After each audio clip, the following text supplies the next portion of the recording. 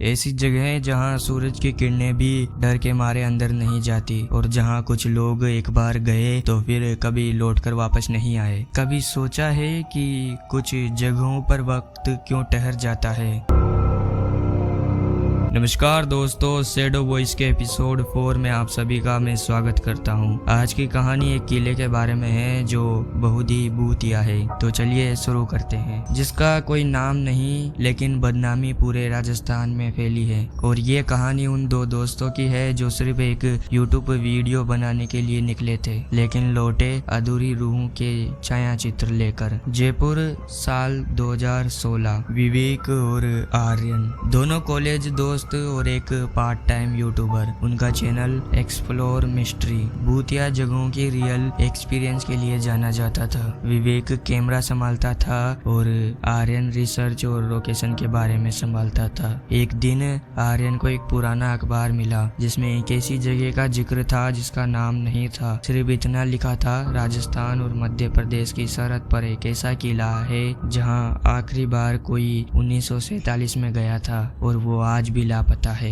बस यही वो हुक लाइन थी जिसने उन दोनों को उस रास्ते पर जाने के लिए धकेला था जहां से कोई लौटकर वापस नहीं आया था। कई दिन की रिसर्च और स्थानीय गाइड्स की मदद से वो उस किले का पता लगाने में सक्षम हुए। कोटा से लगभग 80 किलोमीटर दूर चंबल नदी के पुराने घाट के पीछे एक वीरान इलाका है जहाँ कुछ ग्रामीण कहते हैं कि भाई साहब वहाँ तो सूरज भी डूबता नहीं है, सीधा मर जाता है। लेकिन विवेक और आर्यन नहीं माने। GoPro, full charge light, power bank, नक्शा सब लेकर एक पुराने बोलेरो लेकर निकल पड़े। दोपहर के करीब 3 बजे वो उस किले तक। किला बेशक पुराना था लेकिन उसकी दीवारें आज भी ऐसे खड़ी थी जैसे ही उन्होंने पहली सीढ़ी चढ़ी। अंदर से कुछ पुराने धातु और जब उन्होंने मुख्य दरवाजा पार किया तो पीछे से दरवाजा अपने आप बंद हो गया और जोर की आवाज आई, धड़ाम लगी। आर्यन ने हंसकर कहा, द रियल हॉरर बिगिंस। लेकिन विवेक को एक अजीब सी सरसराहट महसूस हुई जैसे किसी ने उसकी पीठ पर सांस ली हो। किले के अंदर 7 कमरे थे, एक बड़ा आंगन और उसके नीचे एक गुप्त तहखाना जिसकी सीढ़ियां दीवार में छुपी थी। जैसे ही वो तीसरे कमरे में पहुंचे, दीवारों पर उर्दू जैसी भाषा में कुछ लिखा था पर शब्द धीरे धीरे लाल रंग में बदल रहे थे। और तभी आर्यन को पीछे से किसी के खरोंच मारी। उसका कपड़ा फट गया और खून भी आया। क्या पीछे तू था? आर्यन ने पूछा। मैं तो तेरे आगे चल रहा हूँ। विवेक की आवाज कांप रही थी। जब वो तहखाने की ओर बढ़े तो उन्हें सीढ़ियों के पास एक लाल साड़ी जैसी कुछ चीज सरकती हुई दिखी। जैसे भूतिया फिल्मों में होता है वैसे का नहीं था, ये ज्यादा रियल लग रहा था। विवेक बाद में कहता है, वो जैसे ही नीचे पहुंचे सब तरफ अंधेरा और एकदम सन्नाटा था। फिर अचानक एक बच्ची की हंसी की आवाज गूंजती है लेकिन वो हंसी सीधी स्पीकर से नहीं आ रही थी। आर्यन के कान में किसी ने फूंक मारी हो जैसे आ रही थी। नीचे एक पुरानी घड़ी मिली, उसकी सुइयां लगभग रात के 2:13 पर रुकी हुई थी। और तभी विवेक की घड़ी भी उसी समय पर अपने आप रुक जाती है। सामने एक शिला पर लिखा था, जिसने यह घड़ी देखी उसका समय अब उसका नहीं रहा। उन्हें समझ नहीं आ रहा था कि वो कितनी देर से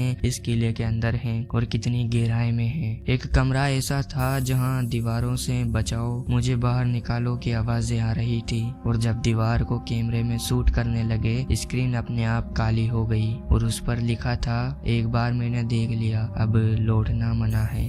आर्यन चिल्लाया और जोर से कहा, चल भाग। लेकिन जब उन्होंने बाहर की तरफ दौड़ लगाई, वो दरवाजा जहां से अंदर आए थे अब दीवार में बदल चुका था। रात के 12 बज चुके थे तब पहली बार उन्होंने उसे देखा। एक औरत बिना आंखों वाली जिसका सिर गर्दन से जुड़ा ही नहीं था। उसने कहा, तुम यहाँ सिर्फ मुझे देखने नहीं आए, मुझे छोड़ कर जाने नहीं देंगे। किले के पुराने नक्शे जिसे सिर्फ सूरज उगने से पहले खोला जा सकता था। दोनों दोस्तों ने जान बचाकर उसी सुरंग की तलाश की। रेंगते हुए सांपों और कीड़ों से भरी एक सुरंग में दोनों लगभग मरते मरते पहुंचे। जब वो किले से बाहर आए, आसमान में सुबह की रोशनी हल्की सी थी और उन्होंने 6 घंटे बीते हैं लेकिन वो 72 घंटे किले में बंद रहे थे। आज भी दोनों दोस्त जिंदा हैं लेकिन दोनों ने फिर कभी कैमरा नहीं उठाया, ना यूट्यूब चैनल खोला। आर्यन की आंखों में अब भी नींद और वो औरत आती है और विवेक की पीठ पर वो खरोंच